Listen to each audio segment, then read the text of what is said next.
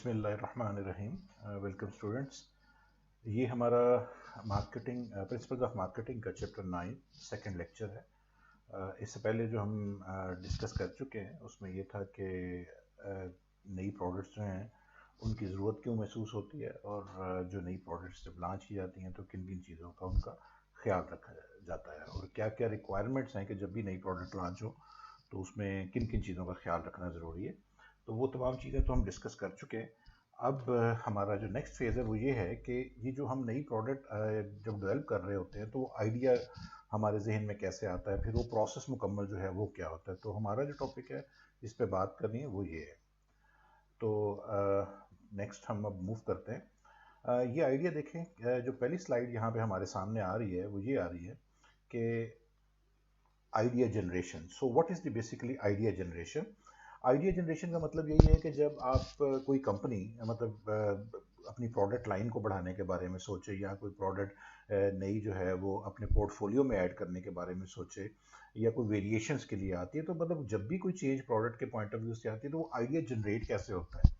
Idea generate होने के बहुत से तरीक़ेकार होते हैं। कई दफ़ा ऐसा होता है, आप अपने तौर पे भी देखते होंगे कि जब आप कभी कहीं जा रहे हैं, कोई प्रोडक्ट देखते हैं, कोई प्रोडक्ट इस्तेमाल करते हैं तो आपको उसको खूबी खामियों का पता लग जाता है। आपको एक अंदाज़ा होता है कि हाउ थिंग्स आर मूविंग, या इसमें इस प्रोडक्ट के अंदर क्या बेहतरी की गुंजाइश है, ये प्रोडक्ट जो है ये कैसे इम्प्रूव कर सकती है।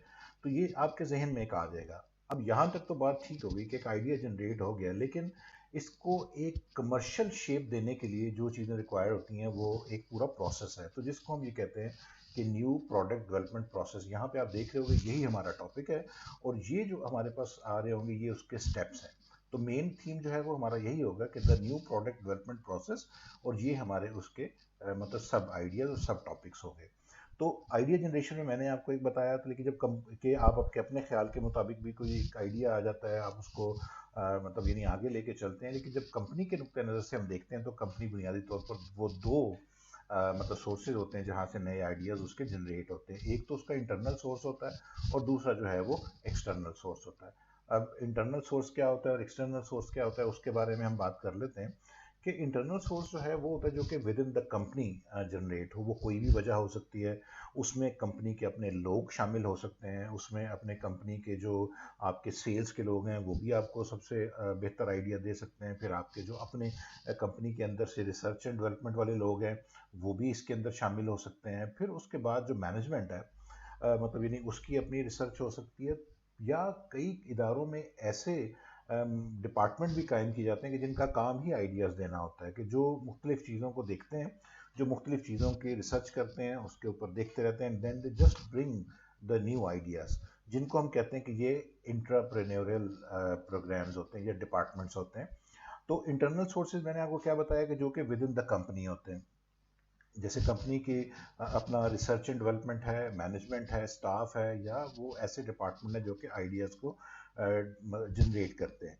अब यहाँ पे रिसर्च एंड डेवलपमेंट जो है ये बहुत इंपॉर्टेंट चीज़ है। रिसर्च एंड डेवलपमेंट के पॉइंट ऑफ व्यू से अगर देखो तो इस वक्त वो इदारे, वो मुल्क इस वक्त दुनिया पे डोमिनेट कर रहे हैं, वो तरक्की कर रहे हैं, वो अर्न कर रहे हैं, और उनका शुमार दुनिया के खुशहाल ममालिक में होता है कि जहाँ पर रिसर्च एंड डेवलपमेंट के ऊपर फंड्स बहुत ज़्यादा खर्च किए जाते हैं। इसमें सबसे दो तरीके होते हैं कि जिस तरह हम ये दुनिया में देखें कि फ़ंड्स का ये कैसे पता लगेगा कि कौन सा मुल्क जो है वो कितने फ़ंड जो है वो खर्च कर रहा है। होता यूँ है, एक तो ये देखा जाता है कि जी आपने टोटल कितने डॉलर खर्च किए हैं।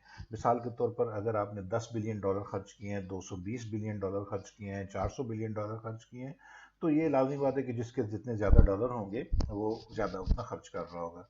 दूसरा होता है कि आप इसको अपने मुल्क की, किसी भी मुल्क की जीडीपी के साथ कंपेयर करके देखें तो पता लगता है कि भाई वो कितना अर्न कर रहा है और उस अर्निंग में से कितना पोर्शन जो है वो रिसर्च एंड डेवलपमेंट पे लगा रहा है। तो इस वक्त अगर आप देखो तो जो दुनिया में सबसे ज़्यादा डॉलर्स अमाउंट जो खर्च हो रही है वो सबसे ज़्यादा अमेरिका खर्च करता है अपनी रिसर्च एंड डेवलपमेंट के ऊपर। फिर उसके बाद इसराइल है जो कि सबसे ज़्यादा खर्च करता है, and then it comes to the South Korea. तो ये तीन ममालिक जो हैं ये टॉप पे हैं। अगर जीडीपी के हिसाब से देखें तो इसराइल जो है वो सबसे बड़ा मुल्क है जो कि अपनी जीडीपी का 5% जो है वो इस वक्त अपने रिसर्च एंड डेवलपमेंट पे खर्च करता है।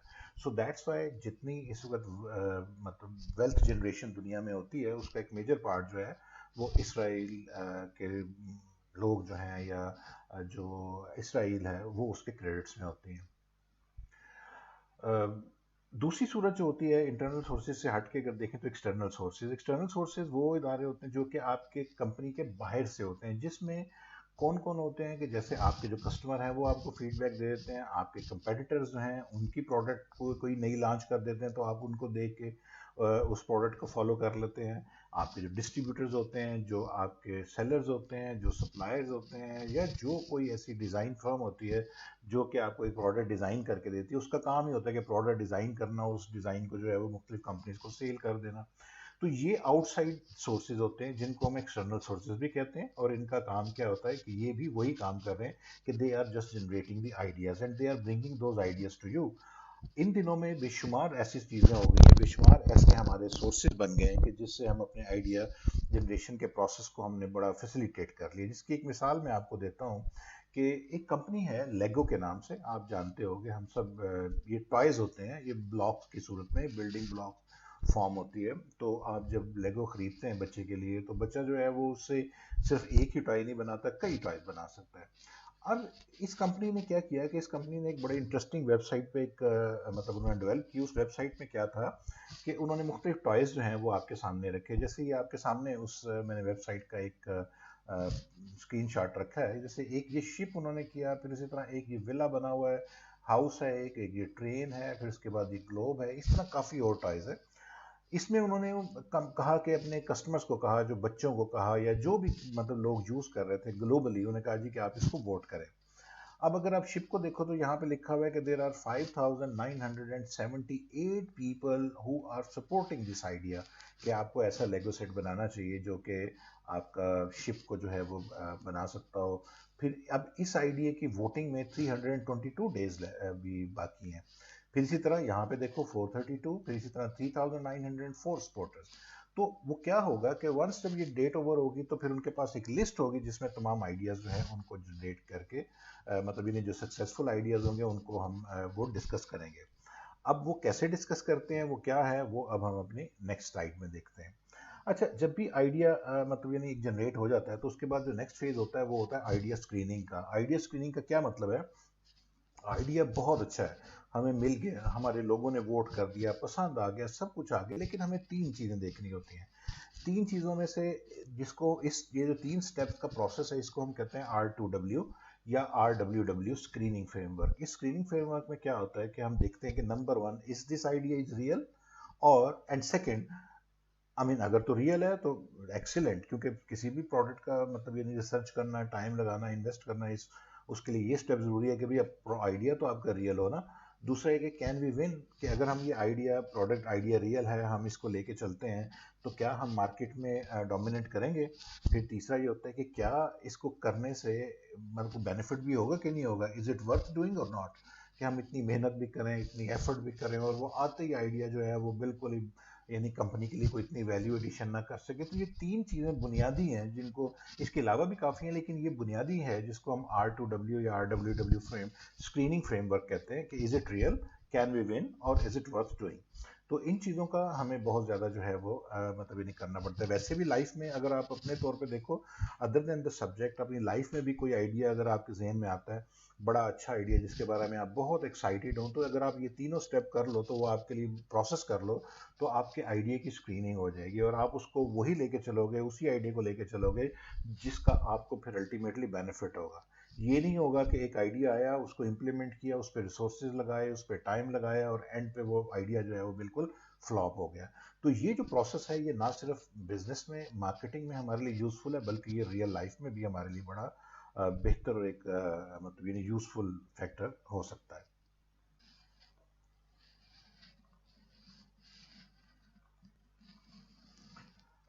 यहाँ पे अब जो आइडिया जनरेशन का, नई प्रोडक्ट डेवलपमेंट का प्रोसेस का जो पूरा आइडिया जनरेशन का आइडिया जनरेशन है, उसके तमाम स्टेप्स इसके एक ही स्क्रीन में हमने लिख दिए हैं।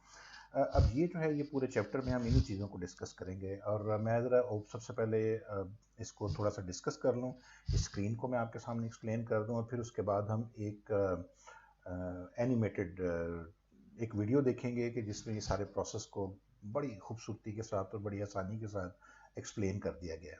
फिर उस वीडियो के बाद हम आहिस्ता आहिस्ता इन तमाम चीज़ों को, इन तमाम स्टेप्स को एक एक करके मज़ीद तफसील से बात करेंगे।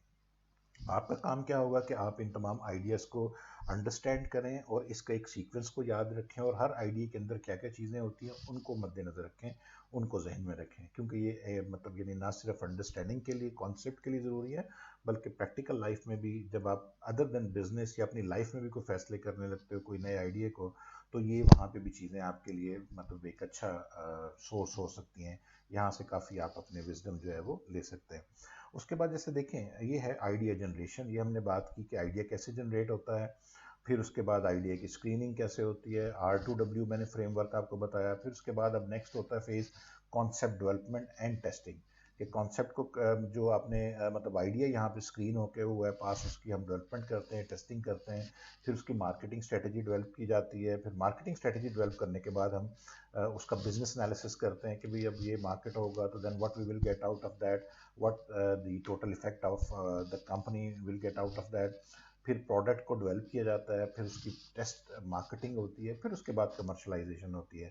ये जो टेस्ट मार्केटिंग होती है, इसमें हम क्या करते हैं कि हम मतलब अपनी प्रोडक्ट को मार्केट में प्रैक्टिकली लेके जाते हैं, और फिर वहाँ पे जाके लोगों की ओपिनियन लेते हैं, तमाम जो स्टेक होल्डर्स होते हैं उनको इन्वॉल्व करते हैं, और फिर उसके बाद उस प्रोडक्ट को कमर्शलाइज किया जाता है। कमर्शलाइज का मतलब है कि फिर कमर्शियल लेवल पे उसकी प्रोडक्शन की जाती है। तो ये प्रोसेस जो है ये हमारा कहलाता है पूरा कि न्यू प्रोडक्ट डेवलपमेंट प्रोसेस। ये उसकी मेजर स्टेजेस हैं, 8 स्टेजेस हैं, जिनमें से 2 के ऊपर तो हमने बात कर ली है। बाकी जो 6 स्टेजेस हैं इन पे एक एक करके बात करते हैं, बट मतलब इससे पहले एक हम नेक्स्ट स्लाइड पे, इस स्लाइड के बाद हम देखेंगे कि एक छोटी सी वीडियो है, पहले उसको देख लें and then we will talk about that. ठीक है, that is the new product development process, a visual approach.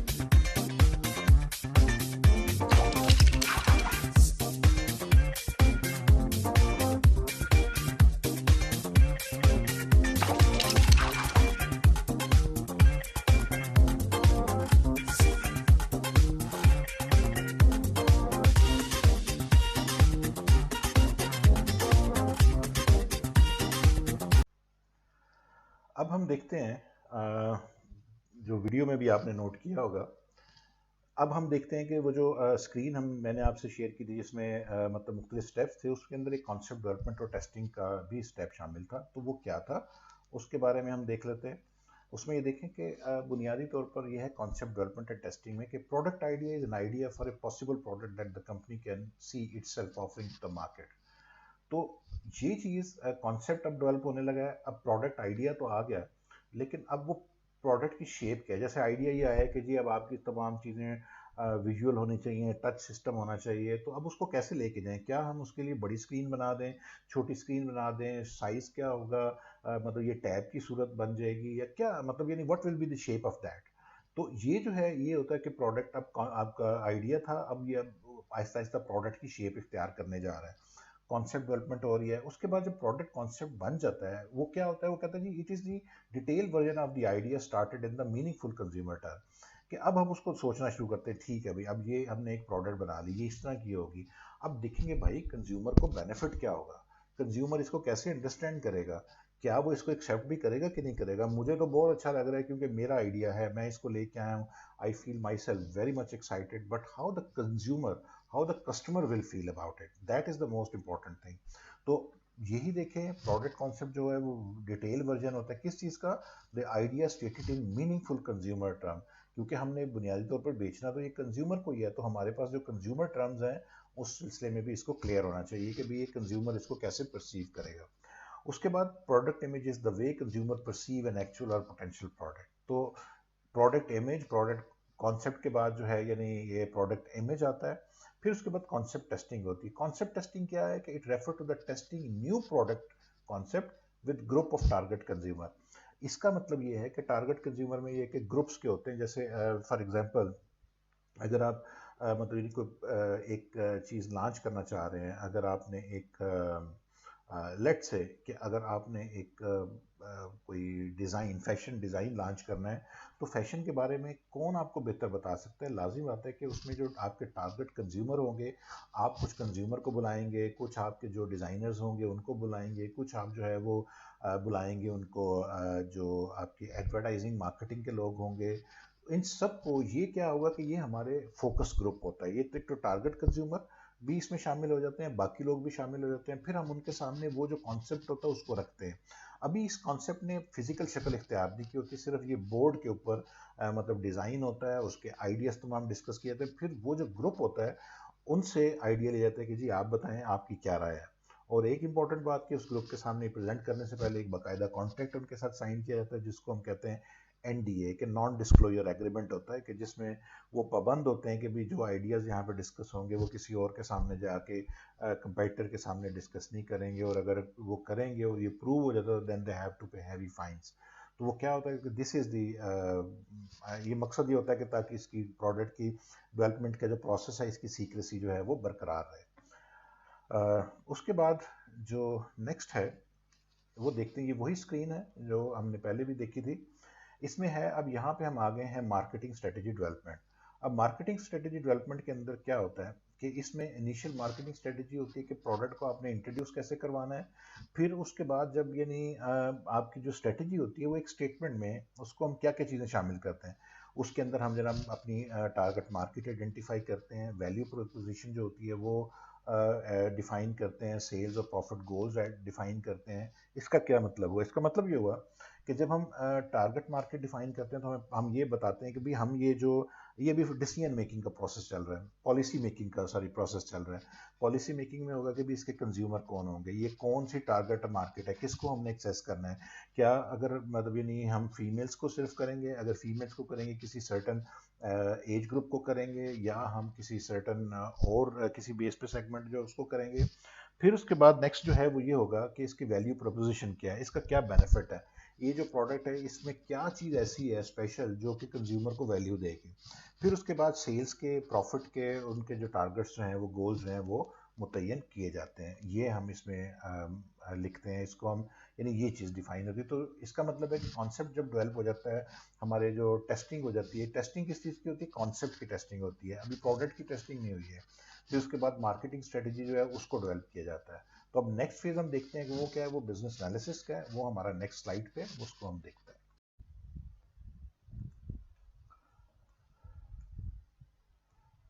जो नेक्स्ट हमारा टॉपिक है वो इसी की एक्सटेंशन, वो ये है बिजनेस एनालिसिस। चूँकि हर एक एक्टिविटी का, जब कंपनी या कोई ऑर्गेनाइजेशन होती है उसमें कोई भी आप जब काम कर रहे थे तो उसका बुनियादी ऑब्जेक्टिव ये होता है कि हाउ दिस एक्टिविटी और आई मीन प्रोडक्ट और anything is giving any benefit to that particular organisation. तो हमने उसका कॉस्ट बेनिफिट एनालिसिस भी करना होता है, हमने उसकी प्रोजेक्शंस भी बनानी होती हैं, एस्टिमेटेड सेल्स क्या होंगी, हमारी एस्टिमेटेड कॉस्ट क्या होगी, हमारी प्रॉफिट कितनी आएगी, और फिर उसके बाद क्या ये अल्टीमेटली जो कंपनी के ऑब्जेक्टिव्स हैं वो पूरा करती है कि नहीं करती। जो कंपनी की पहली आपकी मिशन स्टेटमेंट होती है कि क्या ये उसकी अलाइनमेंट में है, क्या उसके ऑब्जेक्टिव्स को ये पूरा कर रहे हैं। तो ये तमाम एनालिसिस जो it is called the business analysis. इसके बाद जो नेक्स्ट है हमारा जो फेज़ है वो है प्रोडक्ट डेवलपमेंट का।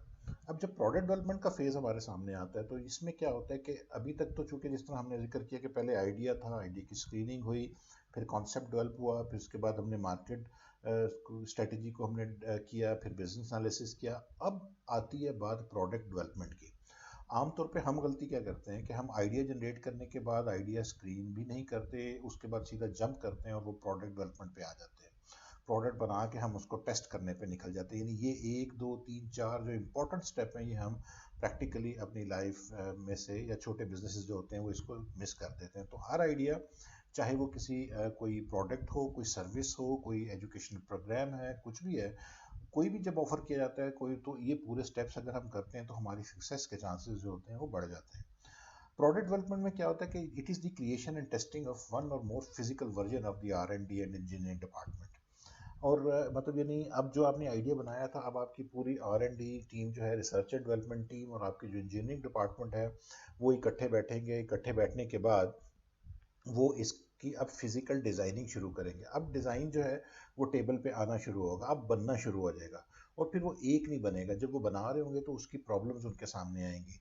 वो तमाम चीज़ों को देखते हुए उसके कई वर्जन उसके बनाएंगे। उसमें क्या होता है कि ये थोड़ा टाइम कंज्यूमिंग होता है, और इसमें मतलब आपकी इन्वेस्टमेंट रिक्वायर्ड होती है, क्योंकि ये आप प्रोडक्ट आमतौर पर जो नए आइडियाज़ जो बड़े होते हैं उसके लिए आपके पास इक्विपमेंट्स भी मौजूद नहीं होते, तो इक्विपमेंट भी आपको डिज़ाइन करने पड़ते हैं, एंड देन आप उसको लेके जब आगे चलते हैं। जिसकी एग्जांपल मैं आपके सामने भी एक स्क्रीन पे है कि देखेंगे, एक रिमोट कंट्रोल है, और एक रिमोट कंट्रोल के अंदर उन्होंने कितनी वेरिएशंस उसकी बनाई हैं।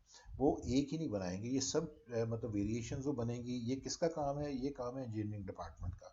इंजीनियरिंग डिपार्टमेंट ने आपको ये प्रोटोटाइप बना के देने हैं, आपने इसको देखना है, और फिर जो इस प्रोडक्ट के बाद जो है वो आपने आगे निकलना है।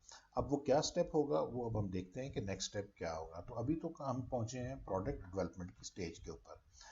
उसके बाद बात आती है टेस्ट मार्केटिंग की। अब टेस्ट मार्केटिंग क्या है कि अब प्रोडक्ट बन गई, हमारे पास कुछ आ गई, अब वो स्टेज आ गई है कि जब हमने अपनी प्रोडक्ट को टेस्ट करना है कि भाई क्या इसकी, अगर हम मार्केटिंग करें, क्या इसको हम जब मार्केट में लेके जाएं तो क्या इसका कोई बेनिफिट होगा, ये कंज्यूमर का रिस्पांस क्या होगा, कंज्यूमर इसको कैसे देखेंगे। वो एक इम्पॉर्टेंट चीज़ जो है वो हमारे मतलब यानी हमें अब कंसिडर करना पड़ेगी। ठीक है, अब उसकी एग्जांपल क्या है, मैं एग्जांपल उसकी देता हूँ। जैसे इसको पहले देख लें कि test market is the state at which the product and marketing program are introduce into more realistic market settings. अभी तक बात हो रही थी, मतलब यानी पेपर पे हम सब कुछ डिस्कस कर रहे थे, लेकिन अब हम उसको चूंकि प्रैक्टिकली जाकर देखेंगे, उसकी टेस्ट मार्केटिंग करेंगे, तो टेस्ट मार्केटिंग में उसके क्या स्टेप्स होंगे, that we have to be look into this stage. उसके बाद क्या होता है कि जो marketer provide the marketer with experience in testing the product and entire marketing program before full introduction. अब किसी प्रोडक्ट की लॉन्चिंग जो है ना, this is one of the most expensive, मतलब आप कह लें कि किसी कंपनी के उसमें एक एक्सपेंसिव ये काम होता है, इस पर बेइंतहा फंड्स रिक्वायर्ड होते हैं, आपको एफर्ट्स रिक्वायर्ड होती हैं, पूरी कंपनी का फोकस उसके ऊपर होता है। तो इसलिए इसको फूल प्रूफ करने के लिए क्या किया जाता है कि हम पहले टेस्ट मार्केट करते हैं, बजाय इसके कि हम पहले लॉन्च कर दें, प्रोडक्ट को बना लें, और मतलब यानी एक इन्वेस्टमेंट भी हो जाए, इक्विपमेंट्स भी लग जाएँ, फैक्ट्रीज भी लग जाएँ, प्रोडक्ट भी बन जाए, और मार्केट टेस्ट ना हुई हो। तो जब मार्केट टेस्ट नहीं हुई होगी तो उसके इफेक्ट्स जो हैं वो आपके सामने मतलब वो गलत भी हो सकते हैं, गलत से मुराद है कि नेगेटिव भी हो सकते हैं।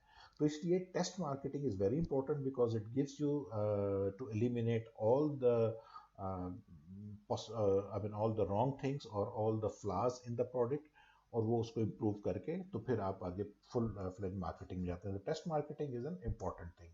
बुनियादी तौर पर तीन किस्म की टेस्ट मार्केटिंग होती है। एक को हम कहते हैं स्टैंडर्ड टेस्ट मार्केटिंग, दूसरा कंट्रोल टेस्ट मार्केटिंग, और फिर उसके बाद सिमुलेटेड टेस्ट मार्केट्स। जो स्टैंडर्ड टेस्ट मार्केट्स है ये तो बिल्कुल वैसे ही है, ये नॉर्मल मार्केटिंग की शेप होती है कि आप प्रोडक्ट उठाएं। ये टेस्ट मार्केट बुनियादी तौर पर कि आप ले जाएं मार्केट में, जाएं जाके प्रोडक्ट इंट्रोड्यूस करवाएं, इंट्रोड्यूस करवाने के बाद लोगों को बताएं कि जी ये देखें इस तरह है, इस ये मतलब इसका आइडिया सिर्फ ये होता है कि आपको बजाय इसके कि नेशन वाइड आप मार्केट करें, आप इसको फॉर एग्जांपल एक किसी या दो या तीन सिटीज़ में जो है ना इसको लॉन्च करते हैं। वहाँ जाके आप इसको पूरा डिस्ट्रीब्यूशन चैनल आप इंट्रोड्यूस करवाते हैं, पूरी अपनी एडवर्टाइजिंग पॉलिसी सामने आ जाती है। फिर उसके बाद मतलब यानी उन शहरों के अंदर इस प्रोडक्ट को आप लॉन्च कर देते हैं। It is called the standard test markets. ये एक्सपेंसिव होती है, इसका कास्ट काफ़ी होती है। इसके कुछ फ़ायदे भी होते हैं, कुछ नुकसान भी होते हैं। फ़ायदे ये होते हैं कि आपको अपनी गलतियाँ जो है वो पता लग जाती हैं, आप गलतियों से सीखना शुरू कर देते हैं। फिर उसके बाद इसका डिसएडवांटेज ये होता है कि जो आपके कंपेटिटर्स होते हैं, उन कंपेटिटर्स को तमाम सूरत हाल, आपकी तमाम पॉलिसी जो है वो पता लग जाती है।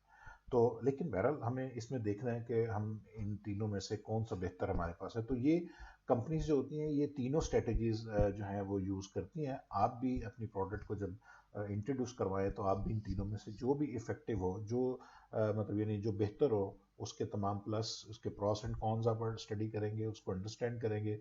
फिर उसके बाद आप फैसला करोगे कि इनमें से कौन सा बेहतर है। क्या तीनों में से हमें कोई एक टेस्ट मार्केट स्ट्रेटजी अडॉप्ट करनी चाहिए, या तीनों में से मतलब यानी दो फलां जगह पे करनी चाहिए, दूसरी हमें फलां, यानी हर स्ट्रेटजी आप डेमोग्राफिक बेसिस पे या जियोग्राफिकल बेसिस पे डिसाइड करते हैं, या तीनों जो है वो आप इकट्ठी लांच करिए। It's up to you, but basically what the objective of this slide is to introduce you with the three type of the test marketing.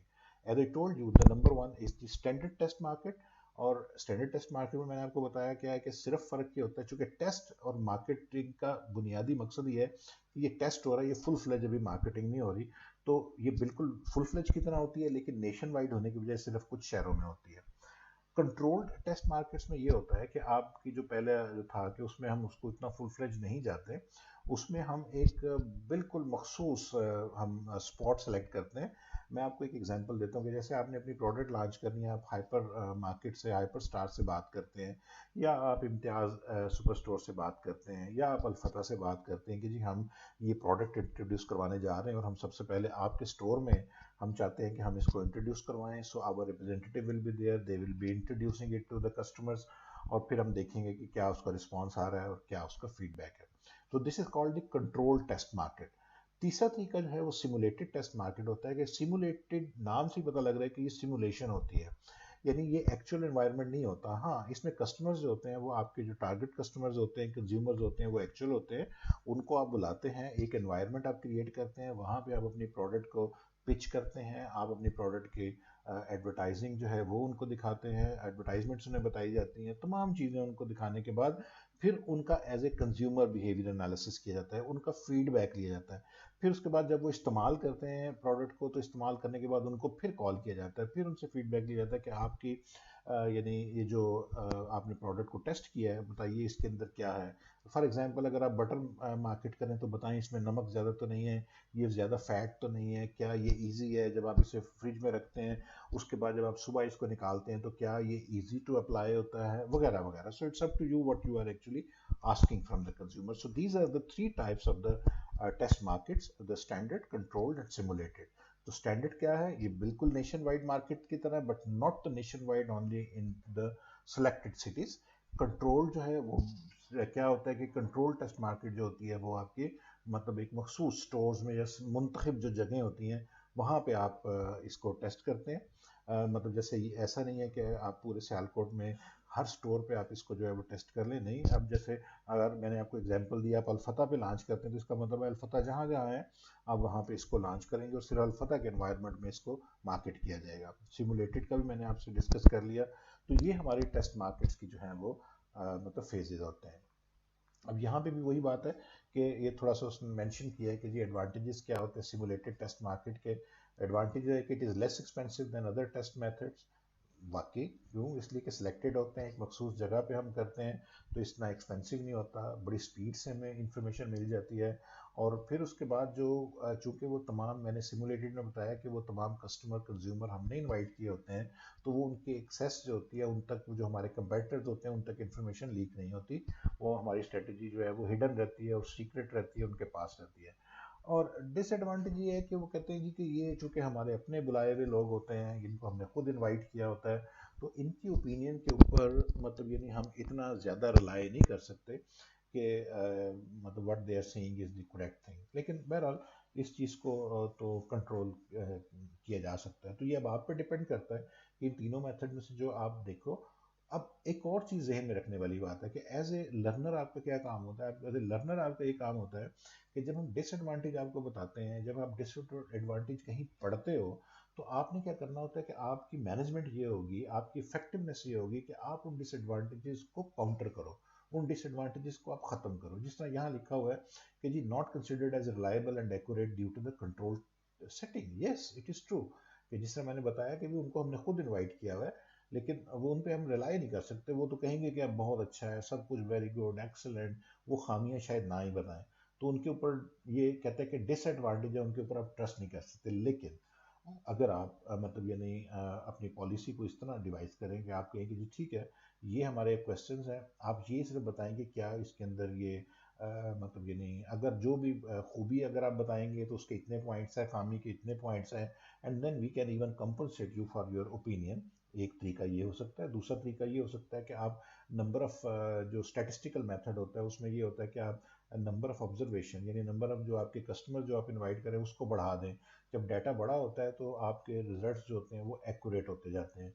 Come data के साथ हमेशा रिजल्ट्स जो हैं वो उसमें एक्यूरेसी के चांसेस निस्बतन कम होते हैं। अगर डाटा बड़ा हो जाए तो फिर आपकी एक्यूरेसी के चांसेस जो होते हैं वो बहुत ज़्यादा हो जाते हैं।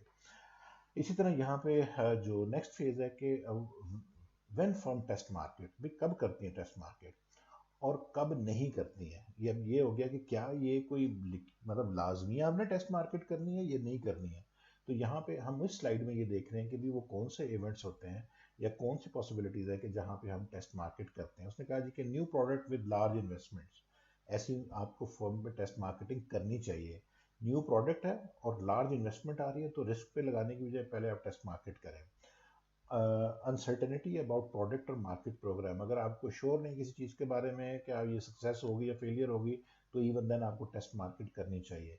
लेकिन कब नहीं करनी चाहिए कि आप सिर्फ अगर सिंपल लाइन एक्सटेंशन कर रहे हैं कि आप 7 अप बना रहे हैं तो आपने साथ 7 अप डाइट आपने बना दी है, कोक बना रहे हैं तो कोक डाइट बना दी है, स्प्राइट बना रहे हैं तो Sprite zero, Sprite diet, Sprite lemon, तो इसमें आपको ज़रूरत नहीं है क्योंकि सिंपल लाइन एक्सटेंशन है। और अगर आपके कोई कंपेटिटर ने कोई प्रोडक्ट बनाई हुई है, वो ऑलरेडी फिट इन है, मार्केट में चल रही है, तो उसकी भी टेस्ट मार्केट की ज़रूरत नहीं है। भाई वो तो चल ही रही है। और या उसकी कॉस्ट आपकी कम है प्रोडक्ट की, यानी मार्केट करने की, तो बेहतर है कि टेस्ट की बजाय फुल कर दें। और मैनेजमेंट का ये कॉन्फिडेंस हो या तो कि जी हमारी प्रोडक्ट ने चलना ही चलना है, we don't need test market, we know that it will be a success. तो वो भी एक ऐसी सूरत होती है कि जब मार्केट स्ट्रेटजी जो है कि उसमें आपको टेस्ट मार्केट की शायद ज़रूरत ना पड़े। तो ये जो फेज़ है यहाँ पे ये वो लिखे हुए हैं, ये तमाम 1 2 3 4 इवेंट्स के जहाँ पे आप टेस्ट मार्केट को अवॉइड कर सकते हो। लेकिन अगर ये सूरत हाल हो तो फिर आपको टेस्ट मार्केट लाजमी करनी चाहिए, इसको अवॉइड नहीं करना चाहिए। यहाँ पे पॉसिबिलिटी है।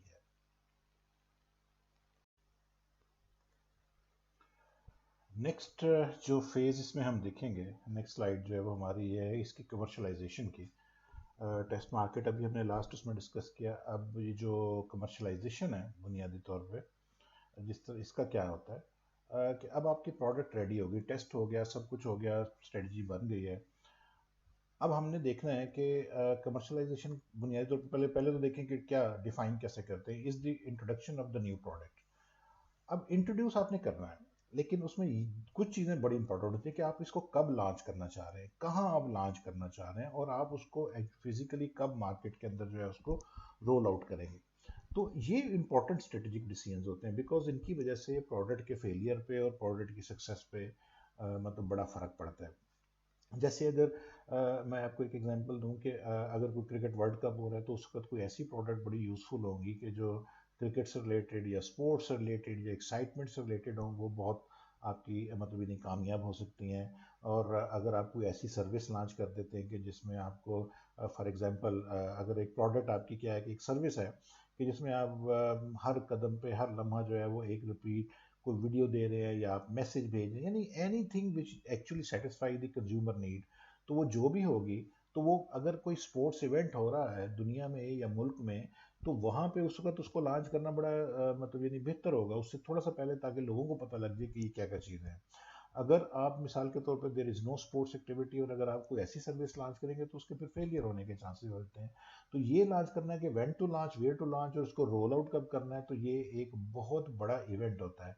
दुनिया में बड़े बड़े आमतौर पर ट्रेड शोज़ होते हैं, जिसकी मैं आपको एक मिसाल देता हूँ कि जब गाड़ियाँ जो हैं वो इंट्रोड्यूस होती हैं, जब वो लॉन्च होती हैं, जब उनकी कमर्शलाइजेशन प्रोसेस शुरू होता है, तो उनकी लॉन्चिंग कैसे होती है कि दुनिया में जो मोटर शोज़ होते हैं ये बड़े एक्सपेंसिव शोज़ होते हैं, तो वहाँ पे वो पार्टिसिपेट करते हैं। अब उन शोज़ में पूरी दुनिया से जो कि गाड़ियों से मुतल्लिका लोग होते हैं, जो उसको पसंद करते हैं, जो डिज़ाइनर्स होते हैं, जो इंजीनियर्स होते हैं, जो मतलब यानी हॉबिस्ट होते हैं, जो कि मतलब यानी कलेक्शंस रखते हैं गाड़ियों की, कंज्यूमर्स होते हैं, वो सब लोग वहाँ इकट्ठे होते हैं। तो वहाँ पे फिर नई प्रोडक्ट लॉन्च होती है। अब उस प्रोडक्ट की लॉन्चिंग के मतलब यानी बहुत डिफरेंट तरीके होते हैं। आप यूट्यूब पे सर्च कीजिए कि न्यू प्रोडक्ट लॉन्च या न्यू कार लॉन्च, तो आपको आइडिया होगा कि किस तरह उनको अट्रैक्टिव बनाया जाता है। तो these are the I mean important thing commercialisation के पॉइंट ऑफ व्यू से। अब इसमें हम देखते हैं कि बात हमारी जो पूरी थी प्रोडक्ट डेवलपमेंट प्रोसेस जो था वो कंप्लीट हो गया। अब हम वापस शुरू में चलते हैं कि जब हम प्रोडक्ट डेवलप होती है तो क्या होता है कि बुनियादी तौर पे देखें, यानी उसके क्या होता है कि उसका बेनिफिट जो है या तो होना चाहिए कस्टमर को, हम सिर्फ ये देखेंगे कि हाउ द कस्टमर और consumer can get the benefit of that, this is one important thing. या दूसरी सूरत जो है ना वो ये होती है कि जो मतलब यानी आपकी जो टीम है, जो आपकी डेवलपमेंट टीम है, जो आपकी रिसर्च एंड डेवलपमेंट है, जो मुख्तलिफ डिपार्टमेंट्स हैं, उन्होंने मतलब जो प्रोडक्ट डेवलप किया तो वो आप उसको जो है वो मतलब ये नहीं ले लेते हैं। तो ये एक अप्रोच तो होगी हमारी कस्टमर सेंटर्ड, दूसरी हो गई टीम सेंटर्ड। कस्टमर सेंटर्ड का मतलब है कि जो कस्टमर डिमांड करते हैं कि उनके एग्जैक्टली उसके मुताबिक हम उसको डिज़ाइन करते हैं, प्रोडक्ट का आइडिया आता है, स्क्रीनिंग होती है वगैरह वगैरह, तो हम उसे कहते हैं कि that is the customer centred. Team centred होता है कि that is not the customer centred but actually our own team has build and design that product, हम उसको लेके आए हैं, अब हमने ये एफर्ट करनी है कि कंज्यूमर उसको जो है वो ख़रीदना शुरू कर दे। तो that will be the team centred. Systematic क्या होता है कि सिस्टमेटिक अप्रोच होती है एक जिसको हम कहते हैं कि IMS एक होता है, इनोवेशन मैनेजमेंट सिस्टम, कि उसके थ्रू तमाम डाटा इकट्ठा किया जाता है, तमाम चीज़ों को मतलब प्रॉपरली स्क्रूटनाइज किया जाता है, उसको ऑर्गेनाइज किया जाता है और उसकी बेस के ऊपर प्रोडक्ट को डेवलप करने के डिसीजंस होते हैं। फिर उसमें मतलब यानी ये बड़ा एक जिसे कहते हैं कॉम्प्लिकेटेड प्रोसेस होता है, लेकिन इसका बेनिफिट ये होता है कि इसमें ये कस्टमर सेंटर्ड जो होती है उसको अप्रोच को भी मद्देनज़र रखा जाता है और टीम सेंटर्ड जो होती है उसको भी मद्देनज़र रखा जाता है। जो टीम सेंटर्ड के अंदर होता है प्रॉब्लम ये है कि it is a slow process, because एक डिपार्टमेंट डेवलप कर रहा है, उनके ऊपर कोई प्रेशर नहीं है and they keep developing it, so it late I mean it takes a lot of time. Systematic के अंदर इसी चीज़ को मैनेज करते हुए वो तमाम जो डिसएडवांटेज होते हैं उनको इसमें मैनेज किया जा सकता है। अब जैसे यहाँ पे हम एक एक चीज़ को दोबारा से देखेंगे, मैंने अभी आपको बताया कि जी कस्टमर सेंटर्ड ओरिएंटेड प्रोडक्ट्स क्या होती हैं, इसको देख लेते हैं, इसको हम स्टडी करते हैं, देखते हैं क्या है भाई ये वही चीज़ें हैं। मसलन focus on finding new ways to solve customer problems and create more customer satisfying experience. It begins and with ends with solving customers problem. वही बात हो गई कि कस्टमर फोकस्ड है, जो हमने प्रोडक्ट ही वो डेवलप करनी है, उसी को लेके आगे चलना है जो कि कस्टमर्स के किसी ना किसी मसले को सॉल्व करेगी। उसके बाद आप मतलब यानी जो नेक्स्ट अगर हम देखें वो है हमारा सिक्वेंशियल न्यू प्रोडक्ट डेवलपमेंट या सिक्वेंशियल न्यू प्रोडक्ट डेवलपमेंट में क्या होता है, ये वो है जिसको हम टीम बेस्ड कहते हैं।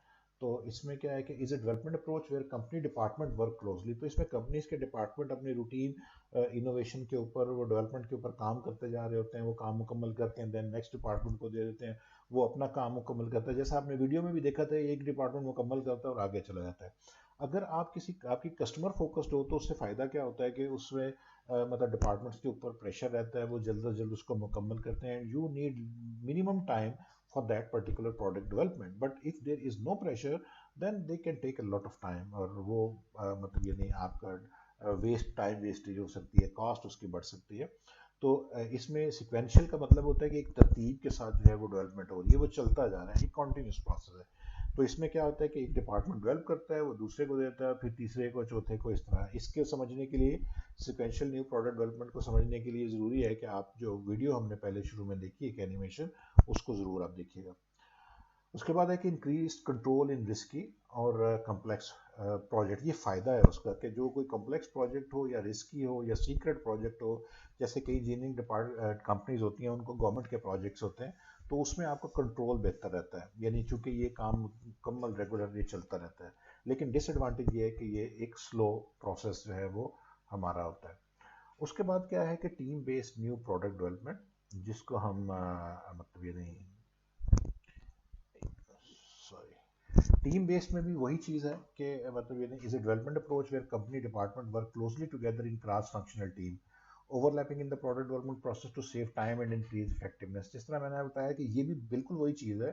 सिक्वेंशियल में क्या होता है कि आपका एक डिपार्टमेंट का सीक्वेंस चलता जा रहा है। जो क्रॉस फंक्शनल होता है उसमें ये होता है कि भाई आपका आइडिया भी आ रहा है, आपकी इंजीनियरिंग टीम भी है, डिज़ाइन टीम उसके साथ इंजीनियरिंग के साथ काम कर रही है, और डिज़ाइन वाले जो हैं वो मार्केटिंग वालों के साथ काम कर रहे हैं।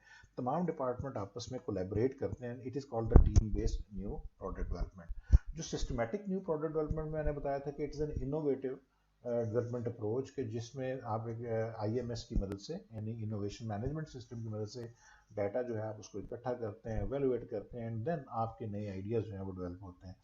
ठीक है ना। और मतलब यानी हमारे मोबाइल जो हैं वो इसकी बहुत अच्छी मिसाल है कि मतलब यानी मोबाइल पे चूँकि इंफॉर्मेशन कलेक्शन बहुत आसान होती है, मार्केट इंटेलिजेंस का बहुत आसान होती है, तो डाटा जो है वो सारे का सारा मतलब यानी आप एक ऐप डेवलप करें और उसमें वो डाटा जो है वो आप इकट्ठा कर लेते हैं सब किस्म का। तो इसमें क्या है कि ये मतलब अब बहुत आसान हो गया है। लेकिन इसमें ये बड़ी खूबसूरत एक बात है कि it create an innovative oriented, innovation oriented culture, कि इसमें हर वक्त जो है वो आप कंपनीज तमाम इस बात पे फोकस करती रहती है कि नए से नए और बेहतर से बेहतर कैसे काम किया जाए। It yield a large number of new product ideas, तो मुख्तलिफ आइडियाज़ आते रहते हैं। तो सिस्टमेटिक प्रोडक्ट डेवलपमेंट जो है वो एक प्रोडक्ट पर फोकस नहीं होती। इनके पास क्योंकि मुसलसल फीडबैक आ रहा होता है कस्टमर से, कंज्यूमर से, और इवन डिपार्टमेंट से, तो ये नई नई प्रोडक्ट्स और बेहतर प्रोडक्ट्स जो है वो मुसलसल डेवलप करते रहते हैं। अगेन मैंने आपको बताया कि आपकी जो इलेक्ट्रॉनिक्स की मार्केट है, जो इंडस्ट्री है, वो इसकी बहुत अच्छी एग्जांपल है। नेक्स्ट जो फेज़ इसमें हम देखेंगे, नेक्स्ट स्लाइड जो है वो हमारी ये है इसकी कमर्शलाइजेशन की। टेस्ट मार्केट अभी हमने लास्ट उसमें डिस्कस किया। अब ये जो कमर्शलाइजेशन है बुनियादी तौर पे, जिस तरह इसका क्या होता है कि अब आपकी प्रोडक्ट रेडी होगी, टेस्ट हो गया, सब कुछ हो गया, स्ट्रेटजी बन गई है। अब हमने देखना है कि कमर्शलाइजेशन बुनियादी तौर पर पहले पहले तो देखें कि क्या डिफाइन कैसे करते हैं। Is the introduction of the new product. अब इंट्रोड्यूस आपने करना है, लेकिन उसमें कुछ चीज़ें बड़ी इंपॉर्टेंट होती है कि आप इसको कब लॉन्च करना चाह रहे हैं, कहाँ आप लॉन्च करना चाह रहे हैं, और आप उसको फिजिकली कब मार्केट के अंदर जो है उसको रोल आउट करेंगे। तो ये इंपॉर्टेंट स्ट्रेटेजिक डिसीजंस होते हैं, बिकॉज इनकी वजह से प्रोडक्ट के फेलियर पे और प्रोडक्ट की सक्सेस पे मतलब बड़ा फ़र्क पड़ता है। जैसे अगर मैं आपको एक एग्जांपल दूं कि अगर कोई क्रिकेट वर्ल्ड कप हो रहा है, तो उस वक्त कोई ऐसी प्रोडक्ट बड़ी यूज़फुल होंगी कि जो क्रिकेट से रिलेटेड या स्पोर्ट्स से रिलेटेड या एक्साइटमेंट से रिलेटेड हों, वो बहुत आपकी मतलब इतनी कामयाब हो सकती हैं।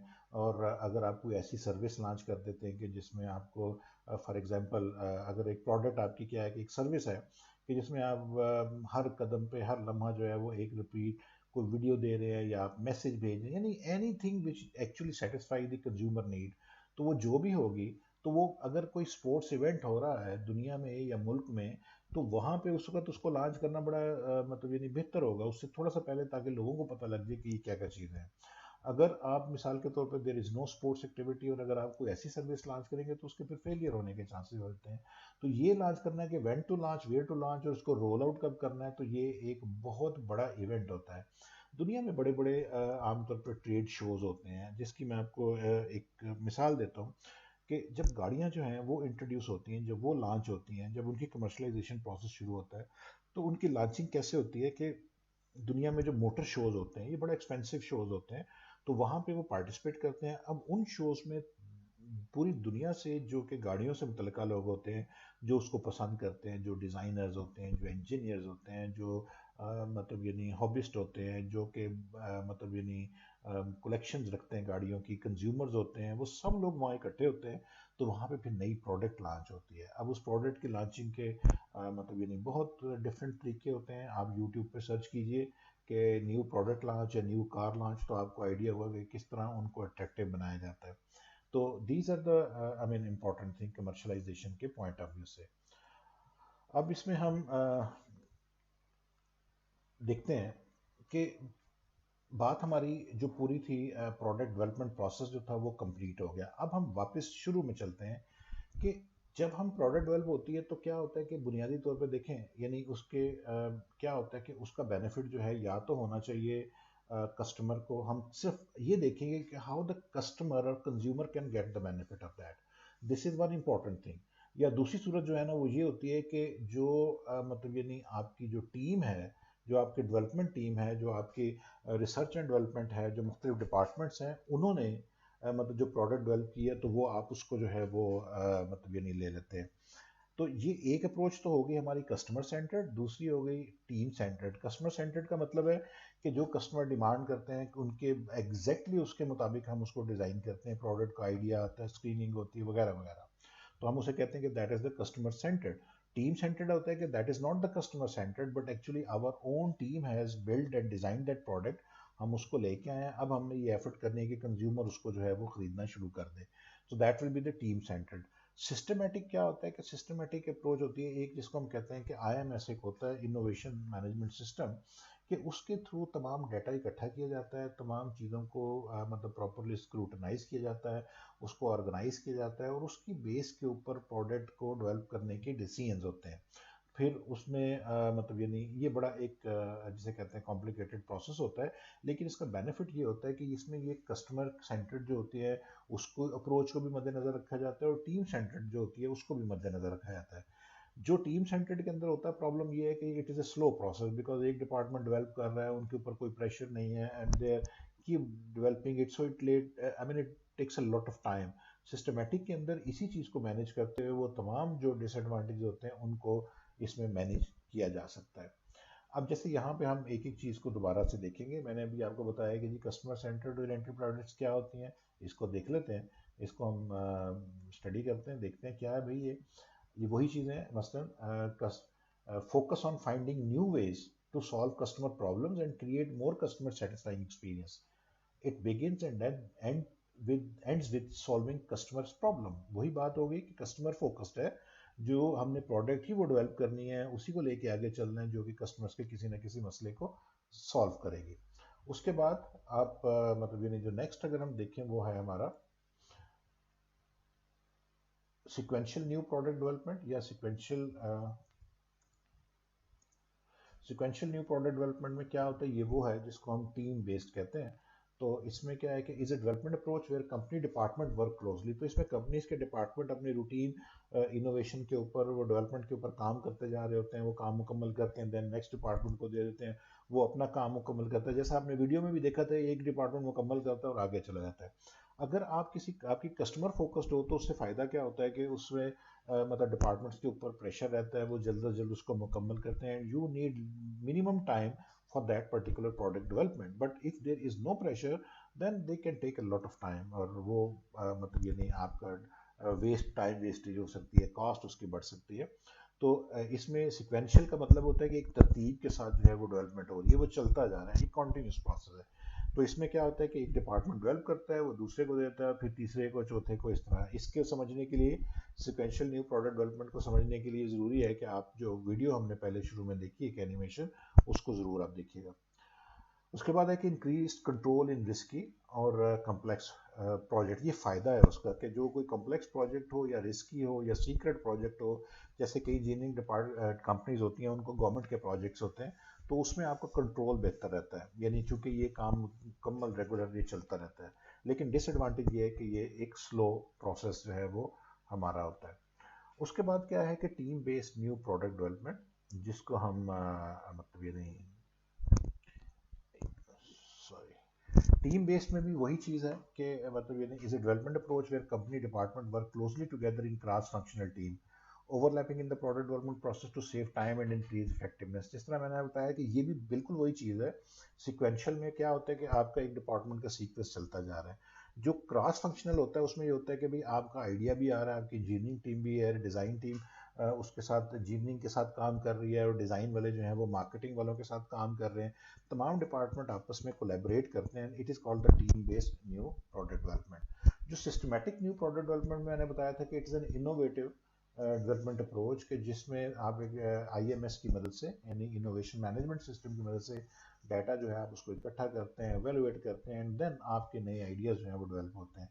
ठीक है ना। और मतलब यानी हमारे मोबाइल्स जो हैं वो इसकी बहुत अच्छी मिसाल है कि मतलब यानी मोबाइल पर चूँकि इंफॉर्मेशन कलेक्शन बहुत आसान होती है, मार्केट इंटेलिजेंस का बहुत आसान होती है, तो डाटा जो है वो सारे का सारा मतलब यानी आप एक ऐप डेवलप करें और उसमें वो डाटा जो है वो आप इकट्ठा कर लेते हैं सब किस्म का। तो इसमें क्या है कि ये मतलब अब बहुत आसान हो गया है। लेकिन इसमें ये बड़ी खूबसूरत एक बात है कि it create an innovative oriented, innovation oriented culture, कि इसमें हर वक्त जो है वो आप कंपनीज तमाम इस बात पर फोकस करती रहती है कि नए से नए और बेहतर से बेहतर कैसे काम किया जाए।